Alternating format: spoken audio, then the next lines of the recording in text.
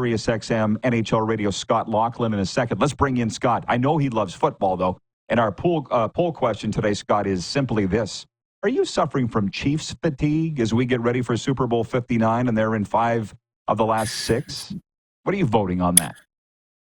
I'm really not, Rod. I've actually become a bit of a Swiftie. So the more we get of Taylor Swift, the better it is for me. Now, I do have a teenage daughter, so that would lead to that bond that we've got with Taylor Swift. We managed to get down to one of the shows in Toronto just a couple of months ago, too. So, no, look, I think the reality is that, we have to relish that this could be NFL history.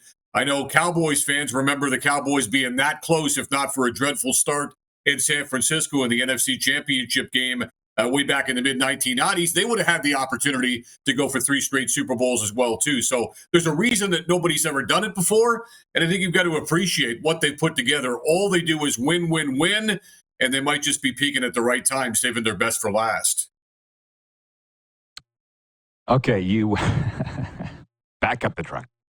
You went to the Taylor Swift concert with your kid. I think the same night Elliot Friedman went, because I heard it on your show. Now, you are differentiate. You don't feel like I'm a stalker, do you, Scott? You understand I'm just a big fan of your show. You know that, right? Please tell me you know that. Absolutely. Yeah. Right back at you, Rod, for sure. Okay. I don't want to go into stalker territory. That's all. You tell me if I am, okay? Now, the Vancouver Canucks drama. They're in Nashville tonight. My gosh. I don't actually really remember something becoming public like this. It's not the first dressing room spat. Probably every team has one. What's your read on the situation, Scott? Well, I thought the interview that Jim Rutherford did yesterday was pretty telling, because back in the day, Rod, we'd say to ourselves, the general manager, in this case, the president, is not doing him any good, himself any good, his franchise any good, by coming out and admitting that there's a huge issue in the dressing room that they're going to have to address at some point. But I think when you realize that the genie's out of the bottle, that everybody on the planet knows that Vancouver room right now is in a bit of a state of upheaval, I think that, he's free to speak his mind. He usually does so very candidly, very honestly. So I think he acknowledged yesterday in the interview what everybody's known for a while, that JT Miller and EP40 don't get along very well. This even goes back to last season, which in a lot of ways, and with the injury to Demko, of course, in a lot of ways, the fact that Rick Tocchet was able to get the most of the Vancouver Canucks going back to last season makes it that much more impressive. So, look, we all know the shoe's going to drop. I don't think they're going to trade both. I've heard that suggested. I think that one player leaving, likely Miller, because he's about 5 years older than Pedersen is.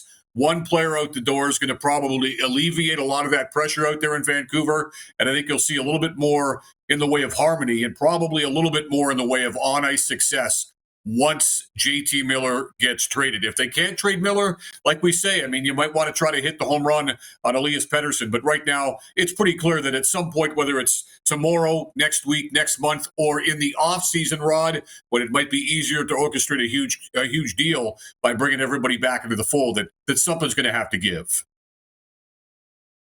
What an unbelievable story it really is. And I feel bad for Canucks fans because they deserve better than this whole drama. Two more fun things, in my mind.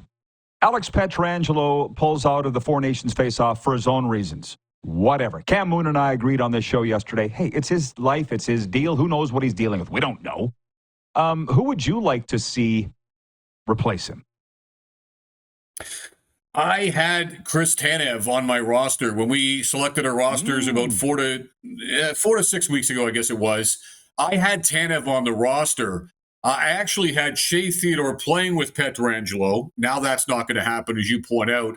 I actually had Morgan Rielly. I know he's had a down season in Toronto, but I thought with Rielly and Tanev, familiar with each other from Toronto, familiar with being a defensive pairing for Team Canada at the World Championship a while back, I thought that would be a real good chemistry fit as well for Team Canada. So I look at Chris Tanev in the same way I used to look at a guy like Marc-Edouard Vlasic, who just recently played his 1,300th NHL game. Not a guy that's going to wow you by any stretch of the imagination, but the type of guy, Rod, that you know that you need to win. He's going to do all the little things, always be in the right position. He's a human shield when it comes to shot blocking pucks. So I think that type of a guy can supply a little bit of what Petro does at this stage of his career. And you're right. I mean, Pietrangelo, he spoke yesterday and said, look, my family, my kids, they were looking forward to doing it once again and seeing dad play for Team Canada, but I've been nursing this ailment for the last little bit. I need to get healthy for the stretch run. And you and Cam are exactly right. That's his prerogative. Is he going to be the final guy to pull out? Probably not. There are going to be some injuries that pop up and some guys that might have been playing hurt that have said, you know what, I need to take the week off because I have to be ready for the stretch run. I can't wait to get down to a Merritt Bank Arena tonight. I'll get down there early to talk to the hockey boys and see what they have to say about this. The LA Kings are in here tonight, and I just wonder, this is deep hockey talk, but that's what you get into. Do you not think John Cooper and the GM, Doug Armstrong, right, wouldn't want a right-handed shooting defenseman? Because I saw the list. Aaron Ekblad, Drew Doughty, Mackenzie Weegar. There's a lot of great right-handed shooting defensemen, or because Morgan Rowley shoots left. How big a deal do you think this will be? Yeah, and you're talking about Drew Doughty coming back tonight too, right? So, look, that's going to be exciting. I don't think that Doughty is going to be a legitimate answer to it. I think deep down he'd want to play. I don't think coming back tonight and getting a game or two in or 3 games in before the tournament starts is going to serve him well enough. It's going to serve Team Canada well enough to throw him right in there into the heat of intense best-on-best competition. And I don't think the Los Angeles Kings, Rod, would be in favor of Drew Doughty going to play for Canada.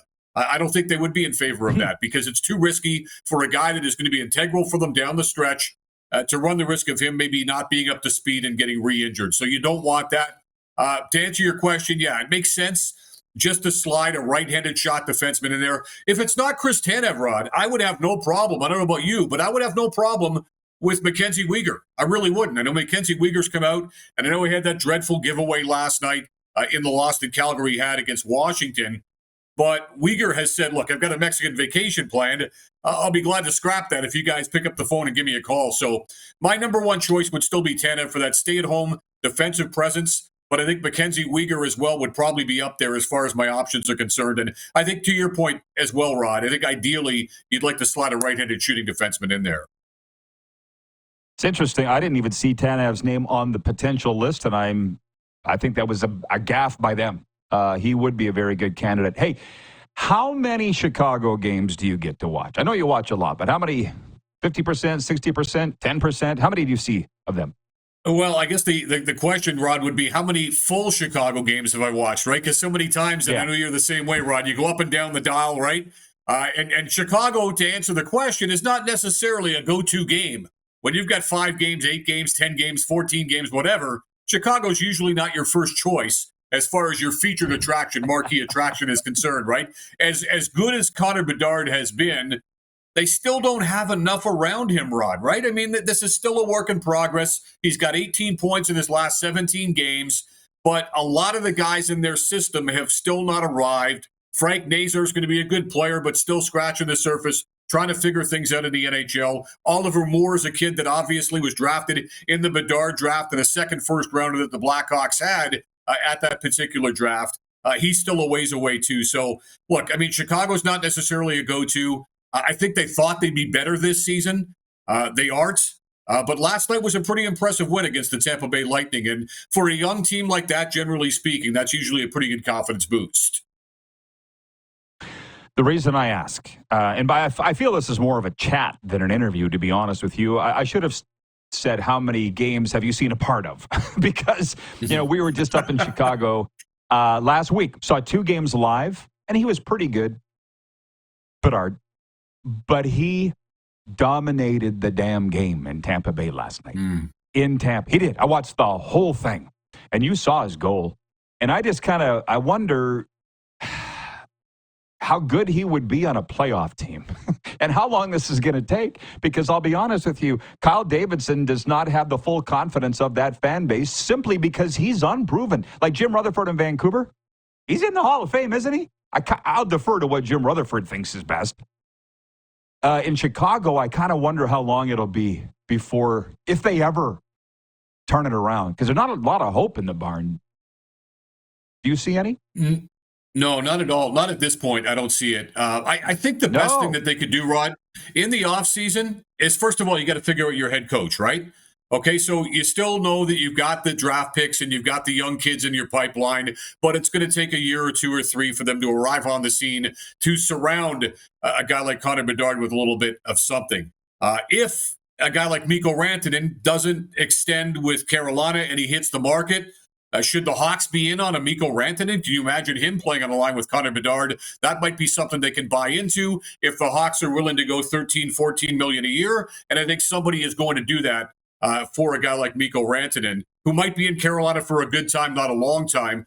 But the first thing they've got to iron out, though, is the head coach, right? I mean, Sorensen looks like he's there as a stopgap measure. I think by all accounts, most people felt like Luke Richardson got as much out of that team as they could have, because you haven't seen much in the way of improvement under Sorensen. So some have suggested, and I don't think I'm against this idea, I would open up the checkbook and I would go get David Carl, who's coming off, of course, a championship at DU.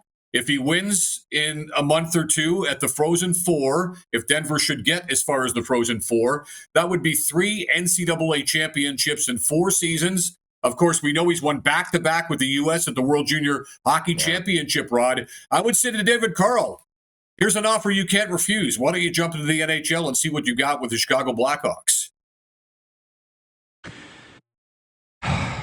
You're one step ahead of me, man. That's who I would have hired too. But I mean, if they got crappy players, it's not going to matter. They could have Scotty Bowman on the bench. And the odd thing is every team's got the same salary cap. That's the whole reason it's there, for parity. And they just continue to screw it up. Listen, I don't hear a lot of you taking questions from the audience. Maybe you do, and it's not when I'm listening, but I'm going to have to get you out of here because a million just spilled in. I'll ask you one, maybe 2, depending on how verbose you get. Jeremy in Winnipeg wants to know, he's a Detroit fan. Can Todd McClellan get the Wings to the playoffs to break the streak? Because Wings fans, I'm sure you hear from them, they can't believe the turnaround under Todd. They're calling him the Todd father. Yeah, I think he's done a great job. I mean, we saw the initial boost that they got. Then they fell back a little bit. Now they're playing much better hockey again, too. So, look, I think that Lucas Raymond's been fabulous for that team. He might be, over the last 12 months, with all due respect to Dylan Larkin, their best player. He's showing up consistently. We'll see him on display, we think, at the Four Nations if he can stay healthy. I think the defense has been better. You've seen what they can do when they get a little bit of goaltending along the way, and Cam Talbot's been a nice story. So all those things continue to keep on keeping on with the structure that Todd McClellan teams generally play with. I think Detroit's got a good shot. One quick last one. I hope this isn't too touchy for you. I don't think it is. You're a vet. Jeff, the Stamps fan, he's watching in Calgary. He says, I believe in karma, and it's killing the Blackhawks right now. I got some real strong thoughts on that. I was there on a Saturday night against Vegas 2 Saturdays ago. The place was freaking bursting at the seams, the United Center, okay? Everybody was having a great time. Everybody got fired. Everybody's gone. Everybody's got their pound of flesh. Joel Quenneville's still not coaching. Like, get over it. I don't believe it's karma. I think it's bad management. But I wonder how much you hear in your circles. Well, I'd agree with you, Rod. I mean, we're at the point now, of course, Stan Bowman has come back, and Joel Quenneville is going to come back as well at some point. And that's with all sensitivity towards the situation, which I know you have as well as I do. Mm-hmm. But Stan's back now, and I think Joel's on the radar for a lot of teams out there. I don't necessarily think with time becoming of the essence right now, he's returning this season. But let's wait and see in the next couple of months what that has to hold as far as his return to the NHL is concerned. Great answer. Love talking hockey with you, Scott. You know that. Thanks for the time today, man. Keep on keeping on. Anytime, Rod. Thanks for having me as always. SiriusXM NHL Radio, Scott Laughlin, joining us from Hogtown. Do they still call it that? We got a sports update coming up and viewer takeover the rest of the way. Man, did we cover a lot of ground today. We're live on the Game Plus television network Canada-wide on your TV and in 32 U.S. states. Also streaming live. I'm making notes because some things have popped into my head, so come right back. Podcast wherever you enjoy your podcast.